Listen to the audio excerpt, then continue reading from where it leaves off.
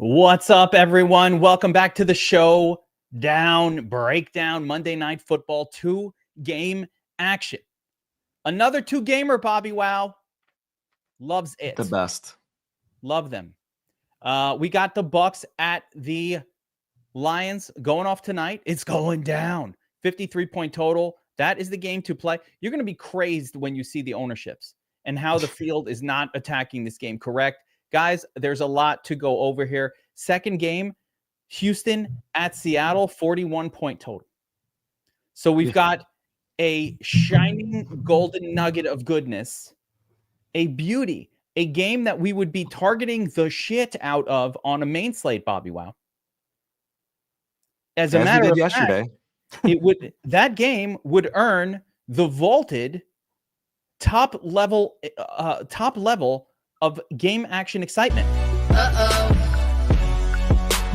Boner alert. Right? That is worthy. Rihanna that might be the first alert we've gotten for a showdown slate this season. Ever. Man. Ever. Rihanna and Shirani both excited for this game. Right? And then we get the stinker. It's not exciting. Houston at Seattle, 41-point total. Both nasty defenses. Hell no. Hopefully I didn't play enough of that to have a YouTube strike. I tried just a second of it. Get that strike, Bobbywow. So to a big contrast here, and right off the bat, one of the interesting things I'm noticing is that the field is not really playing it the way they should. The field in these 2-game slates always wants to spread out the exposures, always wants to get leverage. So I'm really curious how we're going to attack this one today. We're going to get into it. We're going to break it all down. We have some players that are out for the Bucs, maybe in, maybe out for the Bucs. We got some players that are out on Houston, a lot of injuries and situations to deal with. But first, it is a Victory Monday here, Bobbywow. And I want to kind of go over a couple things, but Victory Monday. Good morning. Got a Victory Monday. Now, It's just the best. love Cuz. But the best part is Cuz is having a Victory Monday over on Philadelphia radio as well with that Eagles performance. And the Eagles performance helped us out quite a bit yesterday as well. Bobbywow, we got message. Everything was crazy yesterday. But I want to congratulate first and foremost Tom Nolan, one of our. He's here. He's probably watching this right now. Tom, where you at? 25K winner. That's not it though. This is from the Players Club. One lineup to win them all. I love how he distributed his entries. $55,000 in winnings yesterday. If you look at the lineup, it's basically everybody we talked about on the shows. Dak, Javonte, Quinshon Judkins was in every lineup we built. Brown's defense was in every lineup we built on the Players Club. You have Lamb and everything. This is just, and then we were pushing Brown and Addison.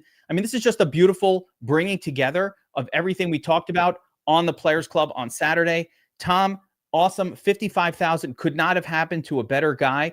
So happy for Tom Nolan. Congratulations, my man. But that's not it, Bobby. It was a great weekend. Miranda, I wanted to show Miranda. Miranda's a consistent winner, part of our crew, a consistent winner. Another similar lineup. But the thing I wanted to show with Miranda was how he does the entries. Again, just like we do it in the Players Club. You build around your super booster and you go from there. So Tom was Miranda was able to smash. And Bobbywow, even your boy, the old dog, still got a few tricks in him. Showdown Breakdown, Sunday Night Football, Chief ST, a.k.a. this guy, first placer. Oh, my gosh. That's the most I've ever... In a showdown on FanDuel, I have to shout out FanDuel for adjusting the format of their showdown this year. In the past, the ties were insane. They're still very heavy on the ties, but man, this is as good as it gets on a 20K to first, just like a 5 or 6 way split. That's about as good as it gets, Bobbywow. Well done, man. Well done. Yeah. Big fan of FanDuel's adjustments. I did keep the domination station settings that I had, but I'll show it if anybody wants. But basically, it's the same thing I show everybody to do every single time. So nothing new there. All right, let's get into these matchups, Bobby Wow. You ready? Oh, just a reminder. By the way, you saw those winners. You saw the big winners. Like button, subscribe. But if you want to get signed up at DFS Army for tonight's showdown, for tonight's 2-gamer, use the domination station to crush it like we're doing all season long. I also got, we had some write-ins from the show. Somebody got a ticket to the DraftKings FanDuel championships. They loved it. Everybody loved the AJ Brown call. I thought it was pretty obvious, but I got a lot of write-ins on the AJ Brown call. That's a great call. And of course the Judkins core and a few different things, but really awesome. Really awesome. So if you want to check out and be a part of our team, promo code Geek gets you 10% off. DFS Army VIP. You know how we do. NBA starting tomorrow. There's no better deal. You go on VIP, you get the hockey. The hockey crew is going nuts. They're already taking tournaments down. College football. Everything covered, VIP. It's $89.99, 10% off, $80. That's less than a cup of coffee per day. How many pumpkin spice lattes can you get for $80, Bobby Wow? 10? You can't even get one every day. Not enough. If you spent Bobby Wow's spiced pumpkin latte budget on DFS Army in a month, you'd be spending like $350. Okay. But it's true. All right. Let's get into this one and take a look at the matchups, right? So let's start with Detroit. This is the sexy game anyway. So obviously you have the contrast between Jahmyr Gibbs and Montgomery on this team. Last week, it was heavy Gibbs getting 73% of the rushes, with Montgomery kind of cooling down.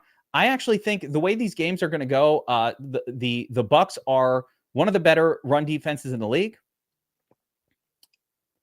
So I would put Montgomery in the category of unlikely, less likely to succeed, and probably going to be low owned for that reason. Like the style of Montgomery is not going to do that well against the Bucs and their heavy front. I think Jahmyr Gibbs will be more useful running to the outside. What do you say, Bobby? Yeah, I think that's probably true. I mean, never count Montgomery out. That guy is as tough of a runner as anybody, but I think it's been pretty clear all season, and last week in particular, like Gibbs is the guy. He's been the guy even more so this year. You know, I feel like we've seen a more of a split in previous seasons, but this season it's been Gibbs. You know, he's been the guy getting the majority of the snaps, been getting the majority of the touches all season. So I fully agree with you here. And you could see just in the season snap counts, it's right there, 60-40 Gibbs to Montgomery. But then when you take them into more competitive games like this, it drops a little bit. It's more like 70-30, which is more of a traditional lead backup kind of split. We're not seeing the 50-50s. Last year, Montgomery would get more carries than Gibbs on an average game. Yes, so yes. We are definitely seeing a different. And on this slate, there's not that many sexy running backs, so you kind of have to go there. Wide receiver for the Lions is not very turtly, Bobby Wow. There's no mystery here. There's only 3 guys that they're playing. You get the Wiz Khalifa in there for the occasional showdown turd lucky throw, but for the most part, it's Amon-Ra, Jameson, and the new guy, Isaac Tesla. Tesla out there about 50% of the snaps. Not a big target share guy. He's more of a showdown turd. One reception, 2 receptions, and that's it. But you could see here by the snap counts, it's Amon-Ra. And look at Jameson Williams getting in there. Jamo Williams can break a slate at any time. Absolutely. I think at tight end here, it's Laporta on the field effectively for every single snap. There's no one who gets more snaps and targets and route run on this team than Sam Laporta. And it's showing up in the target percentages. 20%. That is a solid number for a guy who's going to be about $4,300. Like he's not that expensive at tight end. And I believe easily the best tight end option on the slate. Yeah. This is a double tight end slate, by the way, Bobby Wow. You will see. As they usually are. Yeah. Yeah. We will see already with the getting cute. That's what I'm talking about. but he's going to get cute. Could work out. Could work out. I don't know about Got to that. get cute somewhere. You got to get cute somewhere. That's the thing. Yeah. I don't know if it's QB this slate, but you got to get cute somewhere. I think the field is getting so freaking cute. I told you guys this on Saturday on Players Club, on Tournament Tactics. Sometimes the field is getting too cute for its own good.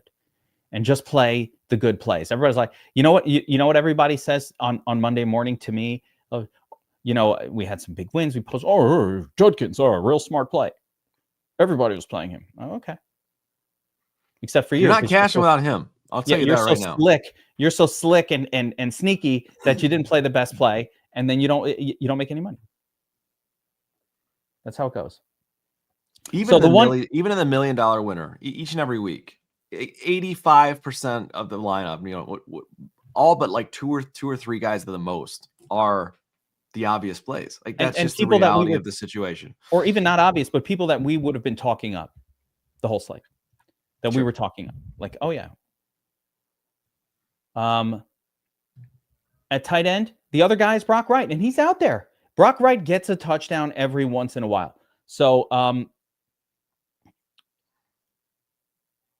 yeah, every once in a while, Brock Wright gets a touchdown. He has to be accounted for. More in the showdown, though, I feel like, than in this. Agreed. Tampa is where it gets a little more sketchy. Primarily because we don't know who's playing tonight. But we're gonna get in there and we're gonna talk it through.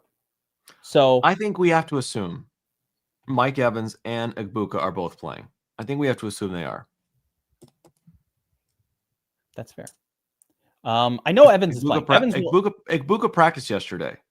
Yeah, I would be surprised if he didn't play. And then the question is he playing at full strength, or is he kind of coming in with a hammy that's a little tender? You know what I mean? Can he do his thing? To me, if they're going to send him out there, he's going to play. He's going to be a full go. Okay. So there we go. So we don't know. We don't know for sure that he's going to be sent out there. I'm just assuming he return to practice. Typically, that means they're going to suit up. Yeah.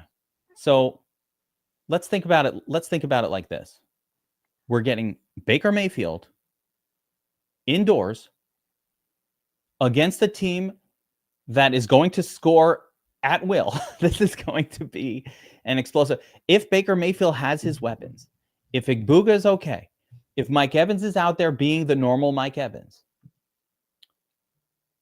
this game has all what we need to justify the Rihanna and Shirani alert. It should pop to the over. So I love it. This is the one we're going to get crazy with.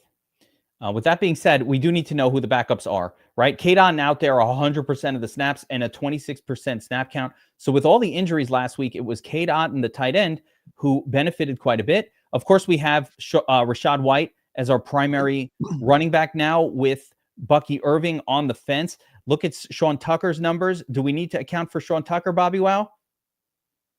He scored a touchdown, but did really nothing else. I suppose you could, if you're like Dick's Insider, you certainly could account for him. But yeah, I feel confident saying Rashad White is he's the guy. Yeah, agree. At wide receiver, so I think it's important to understand if Igbuka and Evans are out there, I believe it will be not Tez Johnson, although he had more snaps last week. I believe it will be Sterling Shepard that continues to maintain his usual WR3 role. So I believe that the Tez Johnson play is very much tied to Igbuka or Mike Evans not playing. What do you think? Possibly. I don't think we can know that for sure anymore. You know, with Tez Johnson kind of rising to the occasion last week, I think we'll probably see a split for WR3 duties between those two guys more than, one being favored over the other. I will tell you that I've already kind of put some lineups together in the way they come together. You definitely need a turd in every lineup. Once again, like always. So Tez Johnson is one of those names that is going to be on the forefront of, hey, should I play this guy? We'll have a few other ones, but this is going to be where we're going to have to live. We're going to have to find one or two of these sub 5K names on this entire slate outside of just our tight end. We'll need at least one and maybe two of those in order to make a lineup work, especially with Jahmyr Gibbs, Amon-Ra, and those kind of names that you really, really want to get exposure to on this slate. Is there anybody else we need to account for here, or we roll to the second game? If Igbuka's out, Cam Johnson would also be worth some MME exposure, but otherwise, no. Yeah, I like this. I like the sack up, guys. We're going to talk a little bit about that as well. The philosophy of sacking up. Bobbywow. Quiz for you. Before we go on to game 2, quiz for you. Let's say a person was just going to do 20 max for this slate. I'm just making 20 lineups. How many quarterbacks should they use in their 20 max run on the domination station? Is this gaslighting? One. They should use one QB. One. There it is. There it is. He's always right, guys. You just listen to Bobbywow and you make money. That's how it happens. That's how it happens. Thank you. All right. Let's get into game number 2, the shitty game. Right? Now, that doesn't mean this game can't pop off better than the other one. Weird shit happens. Expect the unexpected, as somebody in the chat just said a couple of minutes ago. But you got to sack up. All right, let's take a look at this game here. Not much to really. I think the running backs might come into play from this game, so we got to pay a little bit of attention. But really interesting to me that Zach Charbonnet, aka Sharbs, got more snaps last week and more touches and more work than Kenny Walker. Bobbywow, was that game flow related? Was that just the new norm? It's just disgusting. Who's to say? I would you disagree? Kenny Walker feels like the better player on all fronts to me. You can't tell. You can't tell anymore. I think Kenny Walker is the superior talent running back. It just doesn't make sense. But this trend is something we've seen as long as both these two guys have been healthy this season. Charbonnet, just for whatever reason, seems to get a little bit more work. Something's going on. But either way, when two running backs are splitting touches the way that these two are, it's generally not a good scene. And I'll add in that Houston is not exactly the team that you want to be loading up on running backs against. They've been very, very good. It's a good defense. It's a low-scoring game. Yeah, I mean, Walker looks great at times, but he also drops a pass when you throw it to him. Like, I don't know. I don't want to say anything negative. I think he's probably the better pure running back, but maybe Sharbs has a well-rounded skill set. I don't know. I don't have a real. I think that I'm going to look at the price, and I'm really curious to see like 5,651. They're very close together, Bobbywow. It's like they're daring us here. I'm not sure. Let's scroll down a little bit. After Oronde Gadsden broke the slate yesterday for DFS, he did break that slate. My goodness, that name was mentioned too on Tournament Tactics, and I was like, interesting. I only played a couple shares. Now we get AJ Barner, who's coming off he's had a couple big weeks this season. Like, he's really being used. 78% ownership. I like tight ends in good defensive matchups. That's where the tight end sometimes catches a pass. The only thing is Elijah Arroyo in there, also 45, and getting a similar target share. Yeah. So Barner and Arroyo need to be accounted for big time on the showdown as well.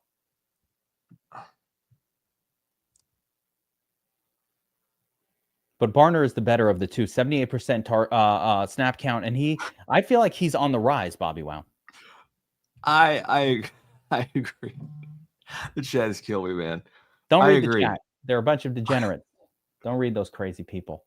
At wide receiver, it's really just a 3-pack. Again, no turds, and I like it. I prefer this way. We don't have to account for Jake Bobo or Darike Young or any of that shit outside of like the craziest of GPP things.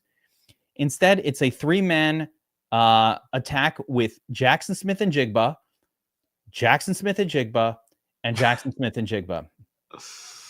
And then there's two other guys, Cup and Torrey Horton, that get a few looks. But Jackson Smith and Jigba, a 48% target share last week. He's 9,500 on the FanDuel slate. That is crazy. Lordy.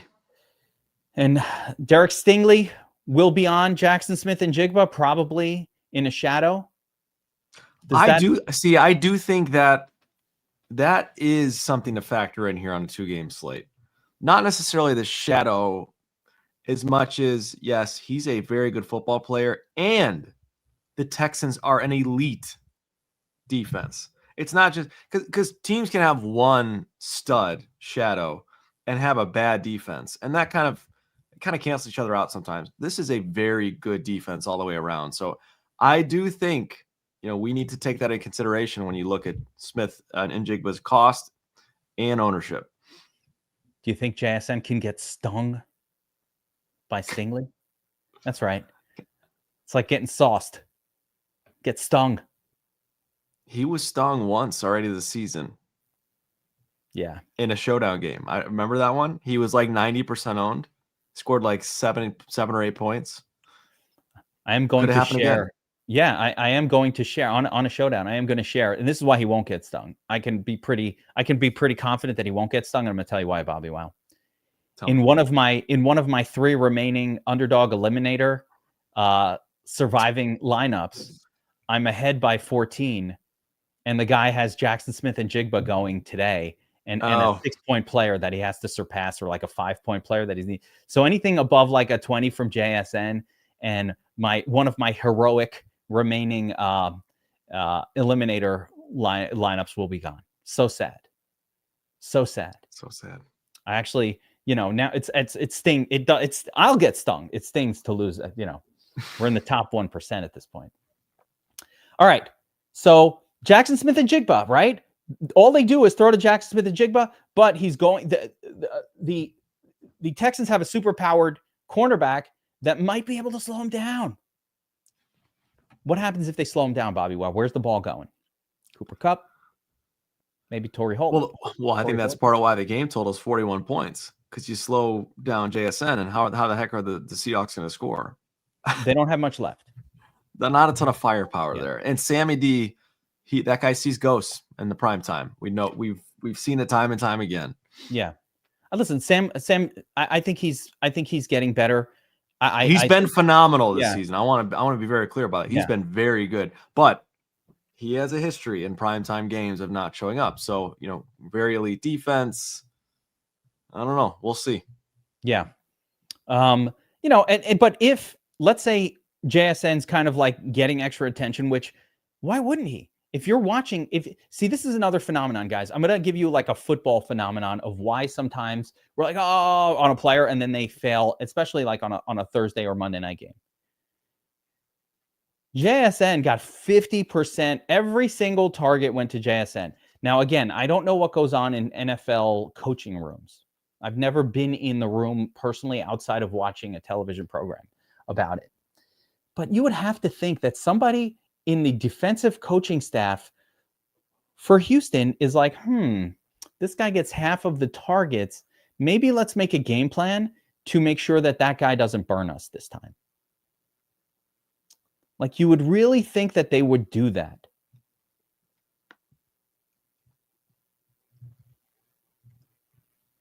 And I think that's exactly what they're going to do. Yes. They do it. And then it happens. You're like, oh my God. And, that's when, remember when Cooper Kupp was shining for weeks and weeks in a row for the Rams, and then all of a sudden it'd be like a Bobby Trees week back in 2001, the unstoppable wide receiver. And then all of a sudden it just went to the other guy.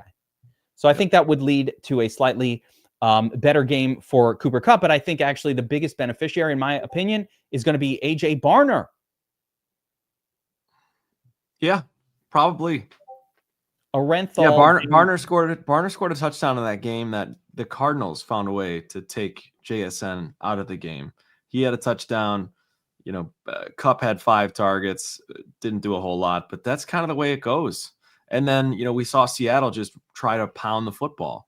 they're taking away JSN, maybe we see some extra carries for Kenny and for Zach. Yeah, that's right. Or a couple extra targets for Charbonnet. And I just want to mention the full name of AJ Barner, Arenthal James Barner. Not a lot of people know that. Or Elijah Arroyo could pop. All right, let's shift focus to Houston, where Christian Kirk is out for today, which does set up a little bit of intrigue at the wide receiver position. And it does open up a potential player that will give us some salary savings. But I want your take on this, Bobbywow. So right off the bat, the running back situation for Houston. This is very, very important. Very important. So 2 weeks ago, we thought Woody Marks took over and is now going to be the guy, right? Got something like 24 touches in a game. And then it turned out, and then the next week, it shifts back, and Nick Chubb winds up with 50% of the rushes and most of the work. What the hell's going on? What the helly? I don't know. I think it's going to be matchup based. Nick Chubb will do well in a game where Houston is ahead or leading, and they'll go to Woody Marks when they're behind. Bobbywow, how do we play it? What are we doing? It's tough to get excited about Nick Chubb. Can I say that off the bat? Yes. I think on DraftKings, to me, Woody Marks is the more exciting option. I think he is your PPR upside guy if you're looking to try and scratch a few points off and just in receptions alone.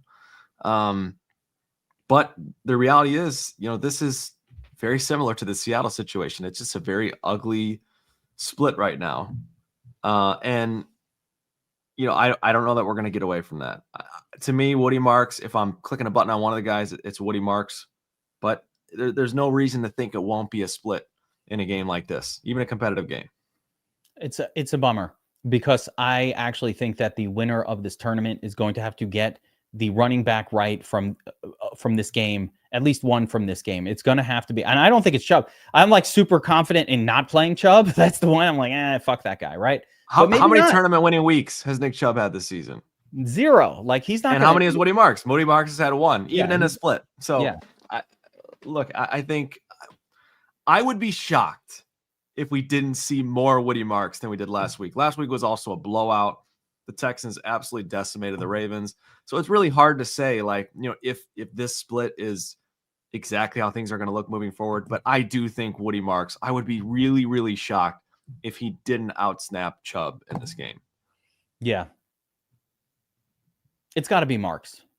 It's got to be Marks. I think you're right. I think the Chubb thing was just the absolute ass whooping of a lifetime that they put on the Ravens last week in a competitive matchup against a pretty good Seattle defense, and a dead leg Chubb. I just don't see him I hate to talk it down too much, because then it explodes in your face.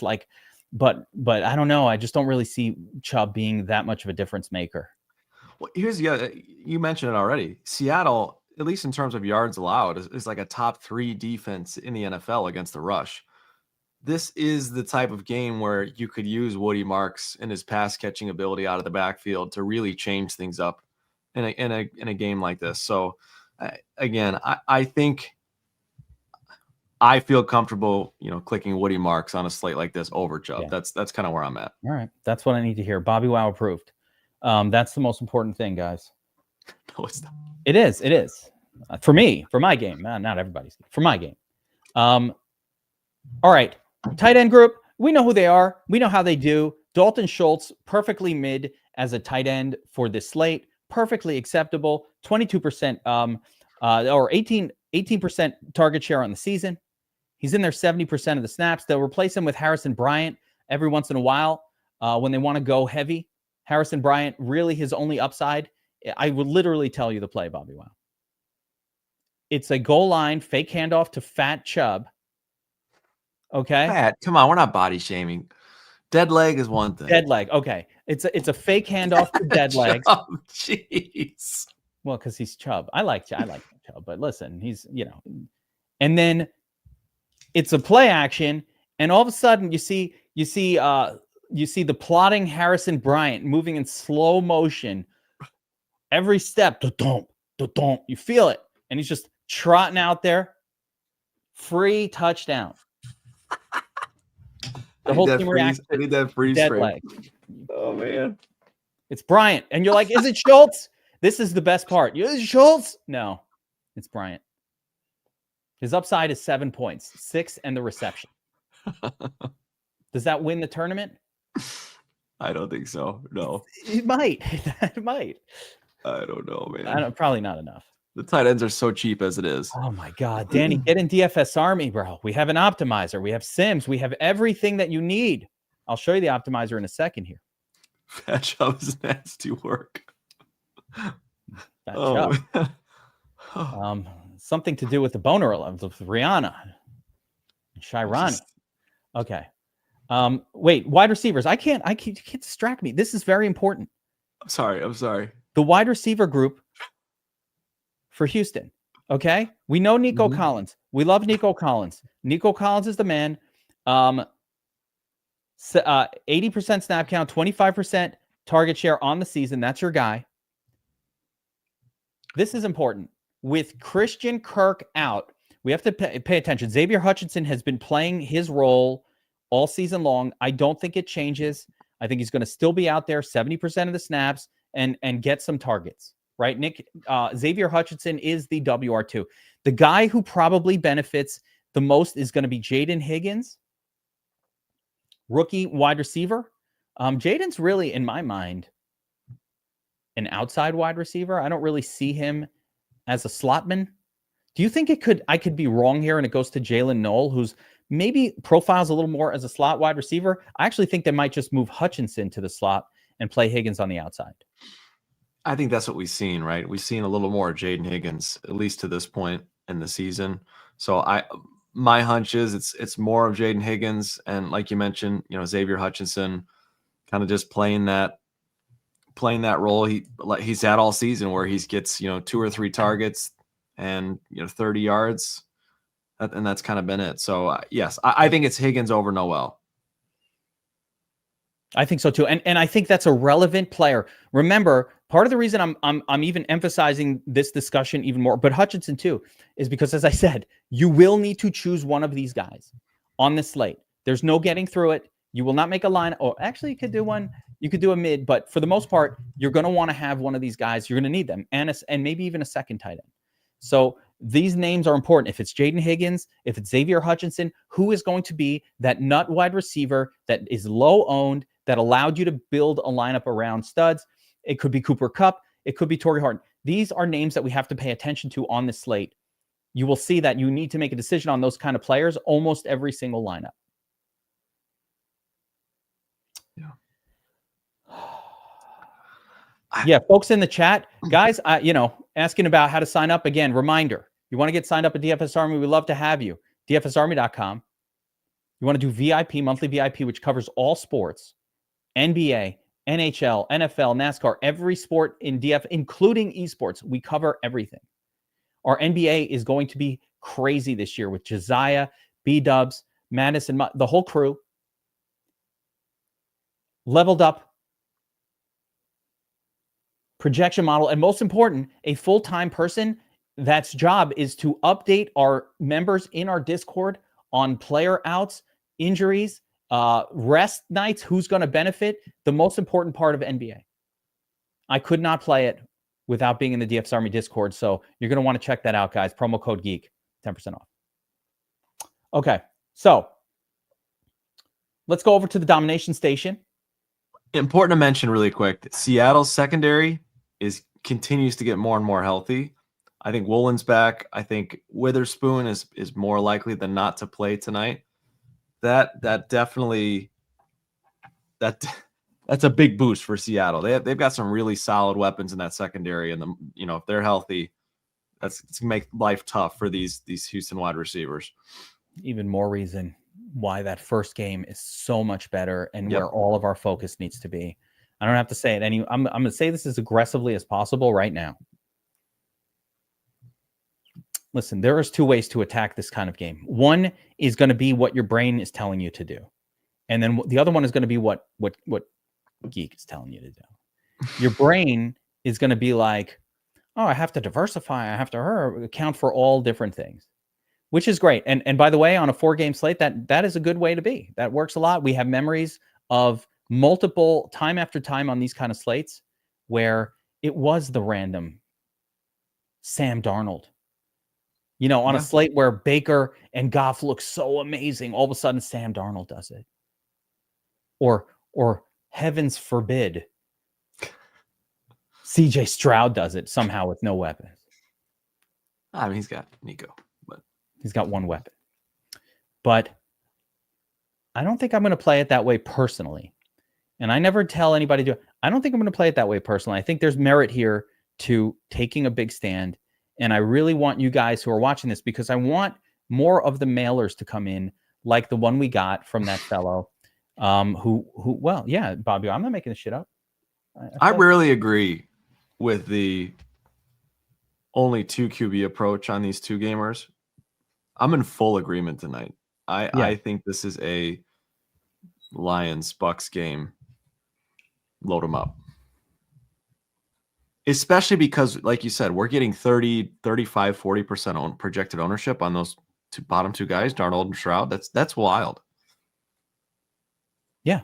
So, I mean, if these numbers hold, it doesn't, if it was going to be 5 or 6, that's what I'm saying. Like, your contrarian mind, when you see, listen, maybe we're wrong about the ownerships and maybe it won't go down like this, but that's not been traditionally the case. We've been pretty spot on.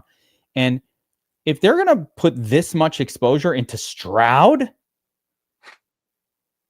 who's had one good game over the past 2 years, maybe one, is this going to be the last second week? Game? It could be. By the way, I'm spending enough time on it that we're probably going to be wrong, because whenever I spend extra time on something, it ends up going the opposite. I'm still letting you know, hey, it could be wrong. I could be wrong here, but I just think you load up on the first game and say, fuck it. I don't think I'm going to hedge it at all with these other 2 quarterbacks. Yeah. Assuming ownership doesn't drop for those 2 guys like crazy as we get closer to lock, I'm in the same boat. Last week, Monday night slate, the bottom 2 quarterbacks were like 5% owned. That's a different ball game. This at 35, 40%, even my contrarian mind can't go there. I'm with you. Give me all the Baker and Goff. All right. Real quick, though, I want to do another shout out. Shout out to Rinkers. Ooh. 75K winner. Look at the lineup, Bobbywow. It's literally everybody we talked about. Nix was that Nix that we talked about a lot on Tournament Tactics. Nix to Sutton. That wasn't even, but Sutton didn't even get him there. It was Judkins, Javonte, AJ Brown, Pittman, McBride, yes, Quentin Johnston. Even Quentin Johnston in there. Didn't slow it down. We put Brown's defense in so many lineups on the Players Club last week that somebody had to be like, Kev, you're doing it too much. Here, Jake wrote in, wanted to, so Jake, I'm sure you're out there, man. We appreciate you. We appreciate you watching the show. Congrats on getting into the championship qualifier as well. I wanted to shout him out for that amazing takedown. That's a handcrafted lineup, Bobbywow. That's gorgeous. Beautiful. Okay. So, yeah, I think I'm just not going to play much of these other 2. I might not play any of them. I think if I had to choose one, Bobbywow, if you had to choose one, which are you choosing? Oh, man. I like Stroud more. He's easier to root for. I think Darnold's been much better over the course of the season. So probably Darnold, which is why I'm not choosing either. Darnold has the worst defensive matchup. But at the same time, he's at home, and he's a home. Seattle's healthy now, and man, CJ Stroud has been. What do the kids say? Buns? Is that still a thing? He's been really bad outside of last week. He's been cheeks, not buns. Cheeks. There we go. Yes. He's been cheeks. I will go, guys. I'll get into at the very end of this breakdown how to set up the domination station for a 2-game slate. Would I use the rule to stack with 2? Such a boomer. Oh, that's so bad. Yeah, you are a boomer. But yes, I do believe a stack with 2 is acceptable for both Goff and for 6, 7, and for Baker. I think that stack with 2 rule is perfectly appropriate. But we might want to include the running back, like Goff, Gibbs can be included in that. And for Baker, I think we can include Rachaad White in that 100%. Conversation. So if you are going to lock in two, yeah, you need the running back in there. You need the running back. I would just allow for the running back. Let's take a quick look at the running back ownerships here, Bobby. Wow. And no surprises. Actually, one surprise.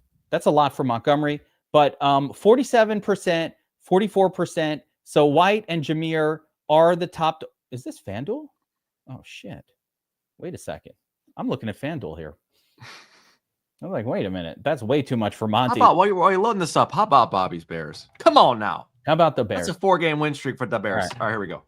All right, a glance of DraftKings, and we do have slightly different, a little less ownership on the turds, but not that much less. Still 30%, 31%. Yeah. Let's just 50-50 this thing and be done with the other ones.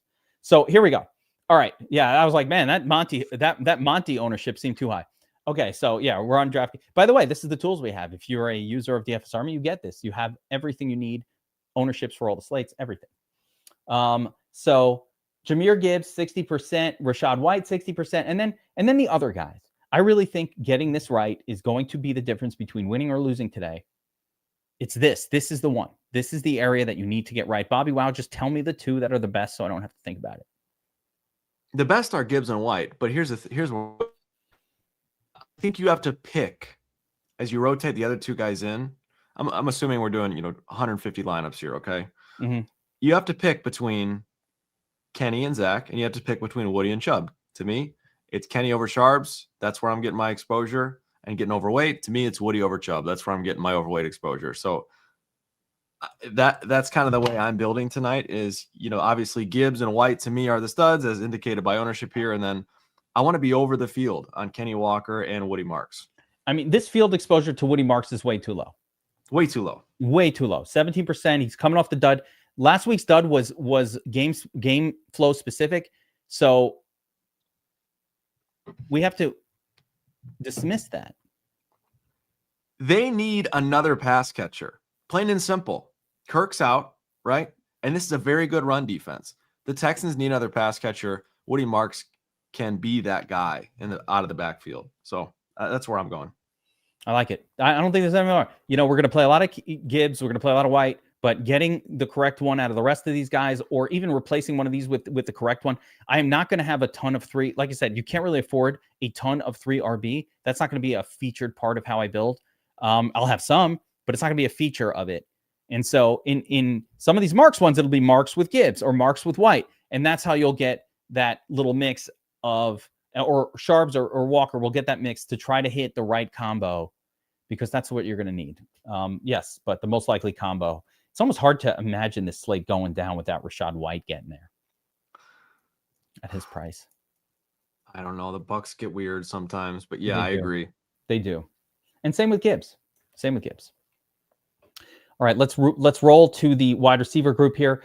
And man, nothing stands out to me as crazy, but Amon-Ra, highest owned by far. Amon-Ra, sharp bettors are betting Amon-Ra to score a touchdown. He's minus 105, minus 110. You don't normally see a wide receiver at minus money to score a touchdown in a game. That's crazy. Yeah. But I get it. And Jesus would agree with 100 rating there. Don't see that super often. And the prop projection is over 20. Yeah. Yeah. That is not the norm. Usually it's lower. But I'm surprised he's not higher owned, to be honest with you. I'm surprised he's not pushing 75% here. Again, I think it's just people getting cute. Although, again, our research has kind of shown that if you're going to run 150, really going over 60% or 70% on any player does not give you almost any benefit. For what it's worth, I don't think Igbuka, I think he's currently excluded from this list. Oh, yeah, that's right. He's showing is not going to play. Which is possible. Again, he returned to practice, so I think there's a pretty good chance he suits up, but we really don't know yet. That him being in, though, would change some of these numbers a little bit. Yeah, probably lowering. The biggest thing is it's going to lower Mike Evans a little bit, probably 10 to 15 points. Yeah, that's probably about it. You're right. It probably wouldn't change a whole lot. Yeah, maybe a little. Just making a note of it. Yeah, maybe take a. So we have Amon-Ra, though, best play on the slate. Great, best matchup. The Bucs are a pass funnel defense. You want to target teams against that's our game. And the Bucs are a pass funnel defense. So we want to target pass catchers against the Bucs as much as possible. So that's Amon-Ra, that's J-Mo Williams, and the tight end Laporta, even Tesla. Yeah, and I think the other thing too, the Lions just got smoked by the Chiefs. They looked horrible. Dan Campbell, off of losses, especially at home, has been another animal. So I really think the Lions come to play here, and I think they put the pedal down from the first snap all the way to the end here. I would be shocked if the Lions didn't score 25, 30 points in this game. Yeah, I love the spot. Do you think that Jackson Smith and Jigba is the play that we need to, like, how comfortable are we going under the field on JSN after getting 50% of the targets? Not comfortable. It's not a comfortable move, but I think it's the move that makes the most sense. Because your options are going to be you either go underweight on Gibbs, Brown, or Njigba. To me, you got to go under on one of those guys if you're building 150 lineups. To me, JSN is the guy there that has the most likely path to failure. And it's a small one still. It's not a big path to failure, but the path is there. I don't even know if it's failure. It's just really he's competing. He has to compete with, he's competing with Amon-Ra. That's what I mean by failure. JSN's going to score 10 points for sure. You know, he's not going to like bomb. He'll get you 10, 15 easy. But he'll get you 10 to 15. Even that crap game against Arizona, he finished with 11 or 12. Yeah, like it's a worst case scenario at 12, 11, or 15. Exactly. Man, I could use that though for my underdog, but that's a whole nother thing.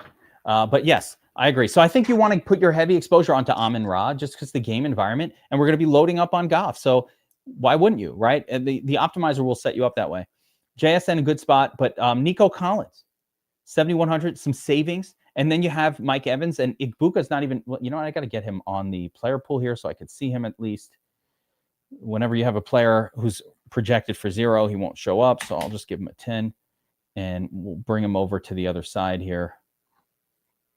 So yeah, Igbuka at 7K, Evans at 6,500.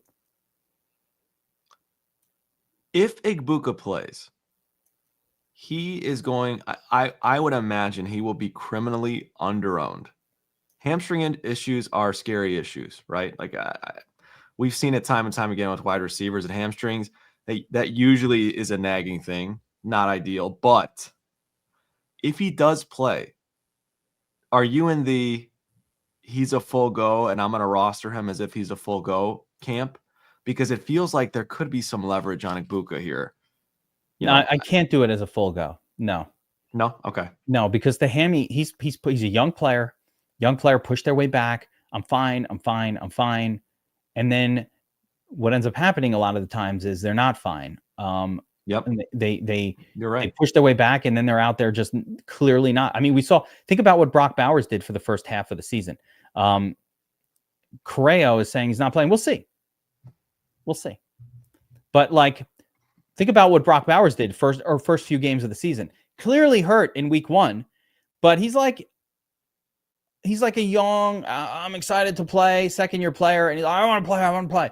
And so you end up having Brock Bowers out there just limping around, and I wish he didn't play, right? Because it tempted you to use him, and then he's out there not at his full strength. So I don't know with Igbuka, but I will be too scared. I will be too scared probably to go over the field. Let's say he's 15% owned. You're too scared to go overweight? No, at 15%, I'd be fine. I'm assuming field weight would be about 30%. That's about where I'd want to be with him. And more focused on my Baker. Of course, everything's going to be a build around that game. But I think Mike Evans will get peppered with targets in this one. I'm excited to play Evans. Evans with the Q tag, though. Schefter saying he has a real chance to play is the latest I've seen. Yeah. That's what I've been. I mean, that's even from yesterday. So that's nothing new. I don't know. We can't make declarations here. We don't know. But I'm going to assume that. I don't know. I don't know with Igbuka. I'm going to assume that I don't know. I think that's the best way to say it. But we'll have to wait. But even if he does play, he'll probably be if fine. He plays, I'm going overweight. I'm telling you that right now. That's the pivot spot. But it's scary. It's scary. It is a scary one. Yeah, it was like Jacobs yesterday. Ah, that freaking Jacobs, man. God dang it. and he ended up getting a couple Packers. touchdowns. Yeah, he looked great. Yeah, I ended up going over the field on Jacobs when I had to do an insane 2,000 lineup late swap, which took They me even hours. elevated a running back from their practice squad. Those fuckers. You could say it. They tricked us. Jesus. Yesterday's slate was so reliant on that situation, though. If it had gone to the backup running back, you needed to have massive exposure to that guy at 4K. That's why it was so critical. And there it is. Yeah, another good point, Todd. Yep. Kittle Just out he there was doing uninvolved. He was just walking around on the field. And just nothing from Kittle. Fooled me. Might be a 0. And also, Emeka Egbuka, a lot of his superpower may possibly, like the reason he's 7K, that's very expensive for Emeka Egbuka. That is the Mike Evans, no Godwin, no Evans. That's the Jackson Smith and Jigba level. We throw to Egbuka every single play price point because the other guys have been hurt. Now you have Evans in there. And I'm telling you, it's going to reduce the target share. He's not going to get a 40% target share with Evans there. Evans is going to command 30% of the targets. He was good with Evans there. He was good with Godwin. He's surpassed expectations. But you're right. It won't be both guys out. It's true. Yeah. But still, he's crushed. Yeah, Ted Lemoyne knows. You think it's better, but is it? You out there, push on it. It's not that great. I don't think the decoy thing is as realistic as people think. You It's think not a Dan decoy. Campbell? I don't You think Dan Campbell is dumb? Dan Campbell's like, oh, Egbuka's out there. Oh, we better. Okay, Yeah. you know what? I don't know if it's that. Yeah, I don't know see if that. I don't know if it's full decoy situation so much as just when they're just slightly under less effective. He's just not wide open. He's not getting the separation that he might get at 100%. And so even if he's there, do the targets connect? And plus he's more expensive than Evans. Fucking healthy Evans is the GOAT, dude. That is great. The price is great. That's why I think he's going to be like 15% owned if he plays. I don't know if it's I don't know. Yeah, a 2-gamer. Listen, we're talking about last a 2-gamer. Yeah, a 2-gamer. Yeah, agreed. But by the way, no, he was great. 2-gamer. But that was a blowout run where he absolutely destroyed another team. I absolutely do not see any kind of blowout situation happening here on the road for them. And I also want to be clear, like this. We're talking about the way that we're seeing the slate and playing it and attacking it. That doesn't mean Chubb can't do it. Chubb could turn back the clock and put together a good enough score. Yeah. He could rattle off a touchdown and 50 yards here. There's no doubt about it. But I just feel like, again, the way I'm attacking it is with Woody Marks. I think he's got the better path to a better score. I agree. Or yeah, and there's really just a trio of running backs that we're going to be on. Let's move down the wide receiver list, though. We have to get to this area that you're going to have to make decisions in. So I want to get to it. By the way, J-Mo Williams, great as well. I think even Cooper Kupp down here makes some sense with the narrative of maybe JSN getting a little extra attention from that very elite secondary of the Titans, right? So Kupp's too cheap. Kupp and J-Mo are both too cheap. That cliff drop off is crazy to me. From here, from these two, you get to really just a whole turd level of wide receiver. Although Sterling Shepard, he's propping out fairly well as well. And I think he's a reasonable guy that you expect to be on the field and get 3 to 4 targets in this game, probably as chalk, like as the main expectation. I think Shep has the higher floor. 55K Richard. Oh, let's go, Nolan. Yes. That's what's up. Oh, man, that's awesome. $55,000 from playing DFS on Sunday. Bam, what's your wife say? What is your wife? You're like, babe, what how'd you do yesterday? She's like, and you're like, oh, look outside. I'll tell you how I did. And she looks out the window and there's like a new car outside. You're like, I got it for you. That's how it goes. What if he's just got that Rihanna clip queued up? Babe, how'd it go today? And then he just yeah. She won't like that. No. Shirani, the ladies love Shirani. You don't even want to show that to your wife. Shepard the higher floor. I think Tez maybe the higher ceiling. Yeah, Tez will be in there. Again, if Igbuka's out. Even if Igbuka plays, these guys are relevant. Yeah, but if agreed. Igbuka's out, Tez is definitely that guy. But then we have this next group of wide receivers that are all mildly relevant. Look at that prop projection for Higgins. That's solid. Jaden, yeah, look at that. They are the money bettors are assuming that it's going to be Jaden Higgins who will get the extra snaps vacated by Christian Kirk. There's your top cheapie right there. That's who I put in my first lineup yesterday too. When I needed this spot filled, it was Jaden Higgins for me. I looked at them all, thought about Tez, and then I went with Jaden. But that doesn't mean that, again, Tez any one of these guys get it done. So the way I'm going to approach my lineup today is I'm certainly going to have to cycle through this group as that third wide receiver, unless I'm able to put lineups together where you use two of, like, you don't have to do it if you use Jameson and Cooper Kupp, by the way. That's the out. If you're willing to use two of your spots on like these 5K guys, then you don't need the 4K guy. Then you might just use one in the flex. But for most of your lineups, you're going to have two stud wide receivers. You're going to have a cheap guy. I'll show you how it all comes together. So let me ask you this then, as we kind of go through here. You got love Gibbs. You love Amon-Ra. JMO's a good play. Laporta, the best tight end play on the slate. Yeah, How many Lions is too many Lions? That's the thing. In a Goff lineup, you could play all three of them. Remember, it's a 2-game slate. I don't need tournament-winning scores from every single player. I just need the best score on this slate. Gibbs, Amon-Ra, JMO, Laporta. Gibbs can get there with all the 4 of 20. those guys. Yeah, he can get there with the 20. He might not outscore anybody. So I mean, you don't want. I you don't need want permission. Yeah, I don't think you want 5 of them. Like every single player who's a offensive talent, and the more of Detroit you have, the more bringbacks you need with the Bucs to create the story of the game that's popping off. You know what I'm saying? Like, we have to tell the tale of the game that's popping off. So the more of those guys I have, I remember my Kevin's, and we got to get Rachaad White in that one. And now let's throw a Cade Otton in there, or a Tez, or whatever it is, that third player, to tell the full tale. I like it. Am I purposefully trying for Goff +4? I don't know if I'm pushing for that. If there's a team, though, that can make 4 players work, we've seen the Lions do it time and time again, man. Are we not familiar with the Lions? They score at will. This is a team that could put 5 touchdowns up in a game, no problem. And unlike the Chiefs, although the Chiefs are calming down from this a little bit, unlike the Chiefs, they're not spreading the football around all that much. We know where the ball goes on the line. They only have 3 wide receivers that are relevant, only one of which is super relevant. The Really, other 2, yeah. And then they have a very relevant tight end and a running back. Like, we know where the ball is going. And I like that. Who else down here, Bobbywow? So, I mean, you mix in a little Tesla, you mix in a little Jalen Knoll for tournament winning upside.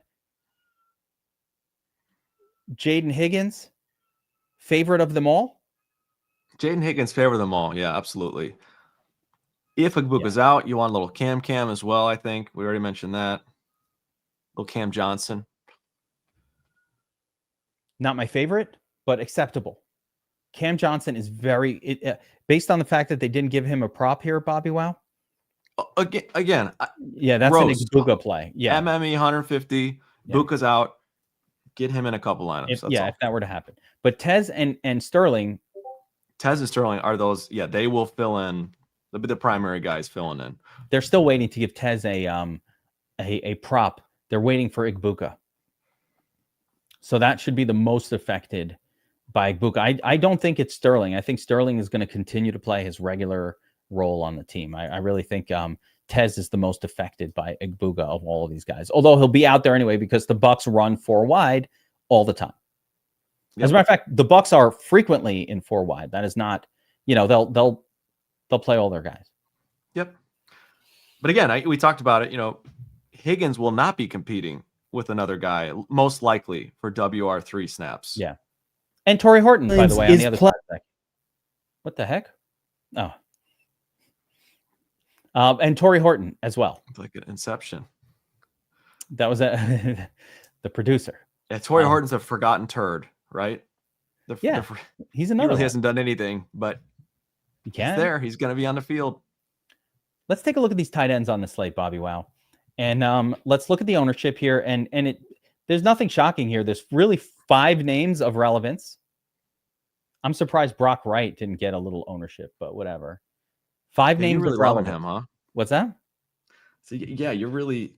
It's not that I'm really really think on Brock him. Wright could do something here. Brock Wright has been a showdown turd so many times in his career. I just have the memory of it. If you just click on him, you'll see. And if this was a showdown, I would get the love it's not a little a showdown, more. which is why these tight ends are so good that you probably don't need to get to Brock Wright or any of the secondary ones. You're not even saving 1,000. You're not even saving 1K from Brock Wright to AJ Barner. Like that's the problem. Yeah. If they were, 6K and they, Brock Wright was 2K, like a real, like a true showdown turd, right? Yeah. So, but the main guys are all good tight ends here. Laporta is going to get ownership, 45%. Cade Otton coming off a monster target share last week. That might come down quite a bit if all those guys are healthy, at 30%. And then you got Schultz and AJ Barner. Schultz always gets 5 targets. Like Schultz's 5 targets have been clockwork. Schultz is Chris Olave before last week. That's who Schultz is. He's going to score you 11 points. Regular volume. 10 or 11 points. A few targets. The matchup makes sense against Seattle. There's nothing that is absolutely a perfectly yeoman-like lunch pail tight end to play at 3,600 and has a great chance of outscoring every $3,500 wide receiver. That's for sure. That's the whole thing. When I want you to think about these tight ends like Laporta, do I like Laporta more or do I like Tez Johnson more? That's the real that's 100% decision you have to make. You're going to choose between that. You're going to choose between Dalton Schultz at 3,600 or Torrey Horton at 3,600. That's a real decision that you got to make.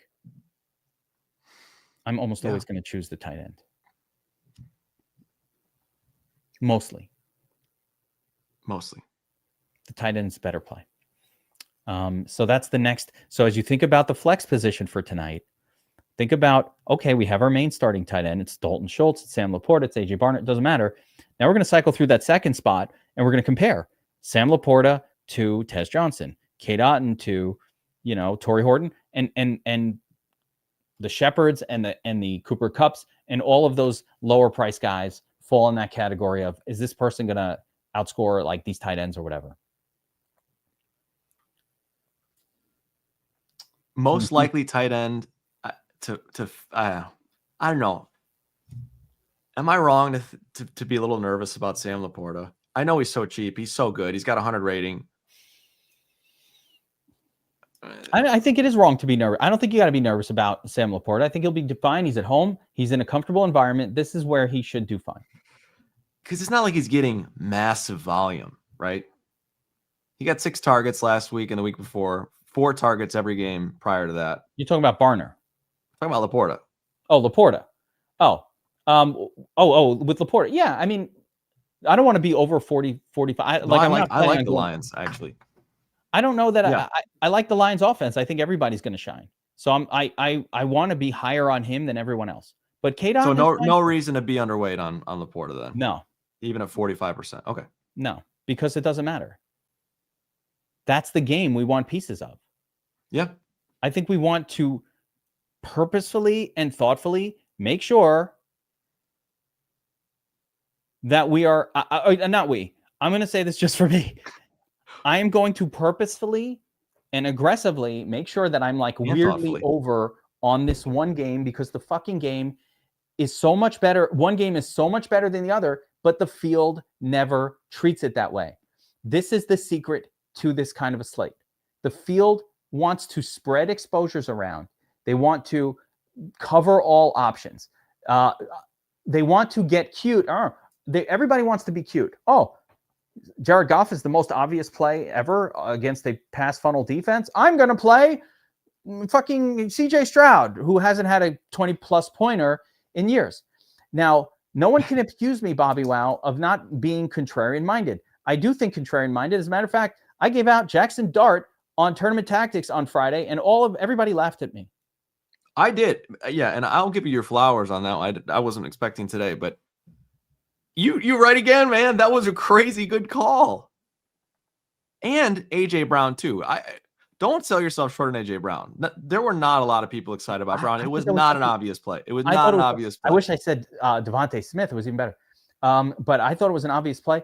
Clipboard Jesus, what's up, my brother? Good to see you in the chat. Got to give a nod to Jesus, man. It's in the chat. Jesus. But to your point, please, I can't emphasize this enough. You don't have to be contrarian in every spot of your lineup to win and take down a tournament. You only need to get cute maybe twice or 3 times at the most. Like, smash the smash plays. It's okay. You have permission. Okay. It's also okay to lose. You don't have to be scared of losing. You're probably going to lose most of the time doing this anyway. It's okay to lose. So once you're not scared of the losing, Bobbywow. What's up, Jennifer Willman? Welcome to the show. We appreciate you watching. It's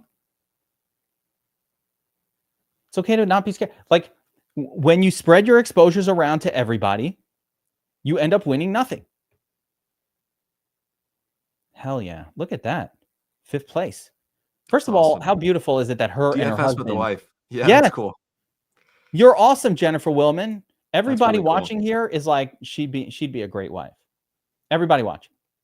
We're all like, that's what's up. Play DFS. We had a father-daughter combination last week, and now we've got a husband and wife combination playing DFS. We love it.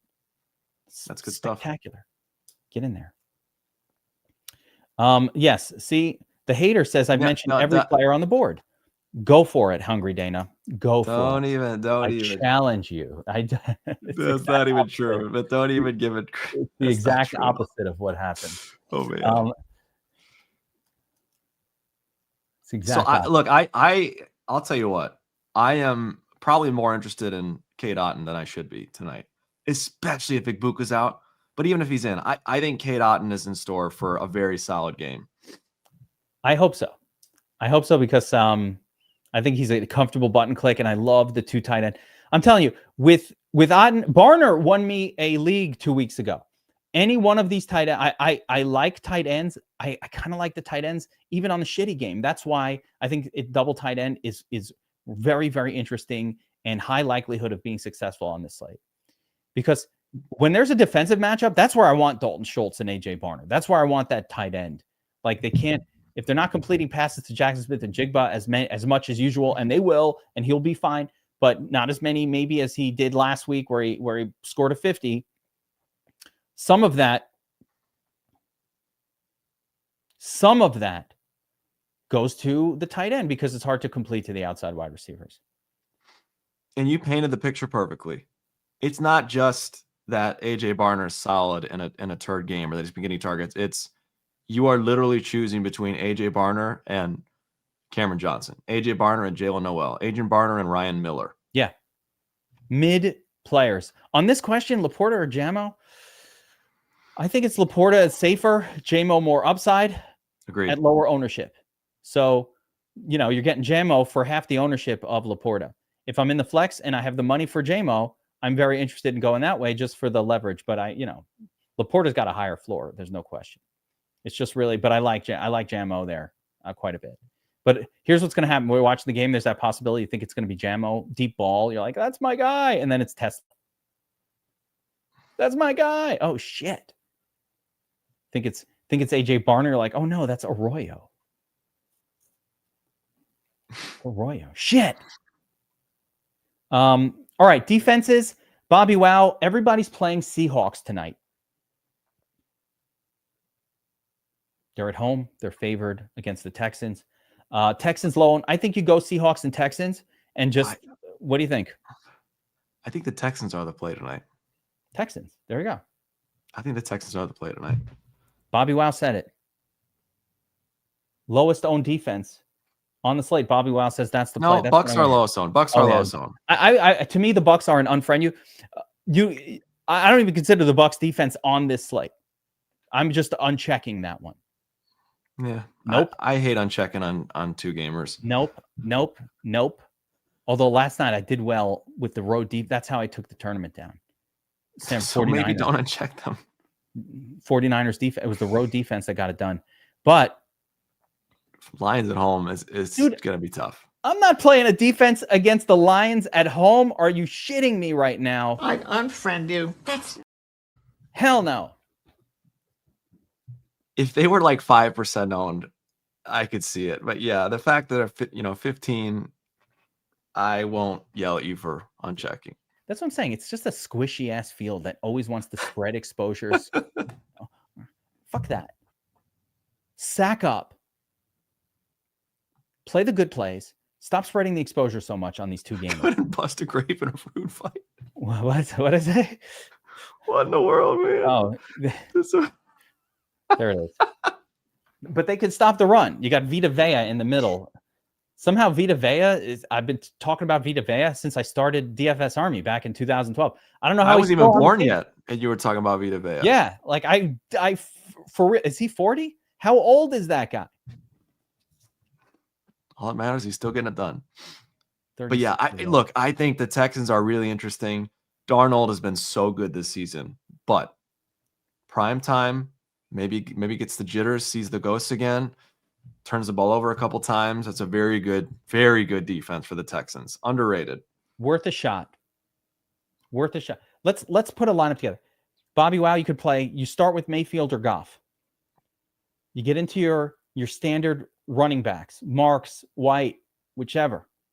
Let's go chalky. Yeah, go. Let's just go. Gibbs, White. Yep. Wide Gotta get receiver, gotta Amon-Ra have in there. Amon-Ra. Gotta have Amon, and this is where the salary starts to run out. Throw Now defense get your in boy there, Evans in there. get Evans in there. We got 4K Texas left. defense. Oh yeah, okay. Already Let's in. get Well, our thi- tight end. Let's Yeah. throw our tight end in there. I was gonna say you like Barner. You could throw Barner in there. Why can not? go with anything. Yeah, right here you could do whatever you want. And from there, 4,700. Again, I told Give you every single. You Give me got a double Higgins. tight Give end. me Higgins. Higgy, Give me Higgy. Higgy Smalls, and 5,900 left. You go decision, right? Anyone you want. Anyone you want. So it could be a Kenny Walker. I'm not going to play Kenny Walker against Texas defense. That doesn't seem like a winning Jammo. play. We didn't play. What's his name? We could play Go Jammo. Woody. Go Woody with the defense. Go Woody with the defense, and then Go you can Jammo. upgrade. There it is. That's a Now perfect we call. can- That's the perfect call. I didn't even think of it. Goff, Brown, Jamo, because there's no Laporta. Now you can upgrade too, Barner, if you wanted to. Have enough to go all the way up to whoever we want, or Higgins can go up to, I don't know, Tez. Like this is not really an upgrade. That's the difference. Yeah, Higgins, I think is You're not Solid. upgrading. So from here, you have Barner. Barner can turn into Schultz, Otten, whoever you want. Yeah, there you go. So Or Otten, Schultz. bring it back a little more aggressive with the other team. Do one lineup with each of those guys. I like it. These are general builds. I don't want people to say, oh, Kevin just left that on the screen. There's 20 ways to build this, right? We can go up to Laporta here, and then I can get rid of Jamo and play Cooper Kupp or one of these Ooh, other I like randos. that. I like Cup too. Yeah, that's a spend all the salary version, but then we can do a version where we don't spend the salary and just double tight end it, even though you don't need to. Kate Otten in there along with Laporta, leaving 1,200. Now I'll say this. The one guy we're leaving out here is JSN. Yeah. And Igbuga at this point, right? But or Nico Collins. You can go to Nico and just change it up. Can get Igbuka instead of Evans if this is a Baker lineup. So this is a lot of how I'm gonna, and then maybe I'll say, oh, what if I have one that doesn't have Rashad White? We put Woody Marks in there, right? Or add Woody Marks in the flex instead of Jamo or one of the other ones. So clear-cut approach to the slate, how to build the Geek way. My way tonight, could be right, could be wrong, is I am going to believe the projections. I'm going to believe the game totals. I'm going to believe that 53 is more and better than 41. Indoors, it's gross in Seattle. It's probably raining. Get in there, trying to get to the stadium. Got lines of Antifa maniacs throwing shit at your car. Oh, jeez. Seattle. That's how you know you've gone too long. Yeah, probably going too long. It's miserable, gray out. Give me the indoor stadium in Detroit on the ground, on the carpet for high speed with the two highest scoring teams and the two sexiest offenses we've even seen on a Monday night. I'm excited, man. I haven't felt this way about, being overloaded on one of the games until now. The first showdown, 2-gamer of the season. Yeah. I'm more excited about it because the field ownerships are not reflecting what they should. If the field ownership showed, yeah. By the way, I just want to quickly point out at the end of this. Sorry, this took an hour and 15. We normally don't go past the hour, so apologies for all of you on the lunch break. But normally, if the ownerships were massively skewed to this game, I think, yeah, let's get cute. Let's do it different. But I think the field is still getting too cute in these, and I think we could just be different by not doing that. I could not agree more. Yeah. Watch us be 100% wrong. I don't care. I crushed it this weekend.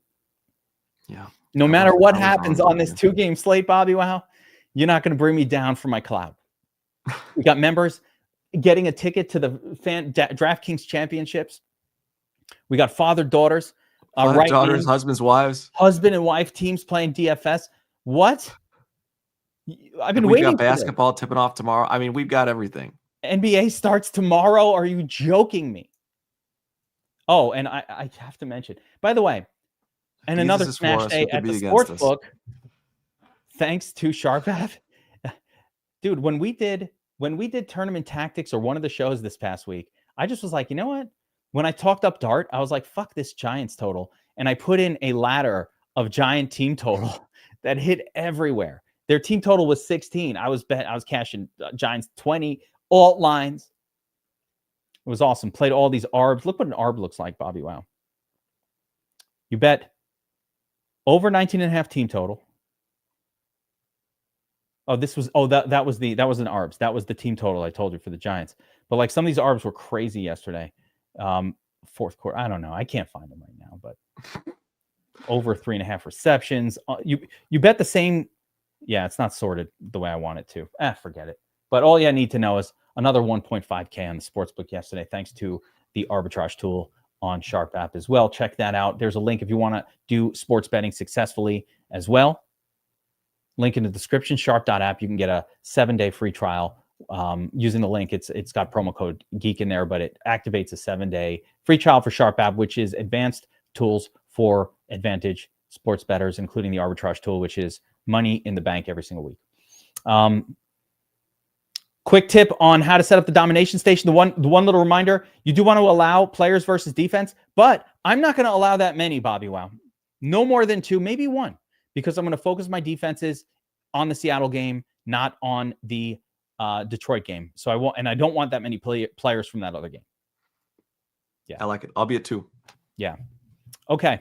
All right. Good luck tonight, everyone. Helmets up, like, subscribe. We'll be back with the first looks, FanDuel and DraftKings tomorrow. And then, of course, Showdown Breakdown Thursday afternoon and Tournament Tactics on Friday. And not to mention regular NBA shows that are coming now that NBA started right here in DFS Army YouTube channel. Got to be subscribed to the channel to get all of that content. Check it out. We appreciate you all for being with us this week and every week.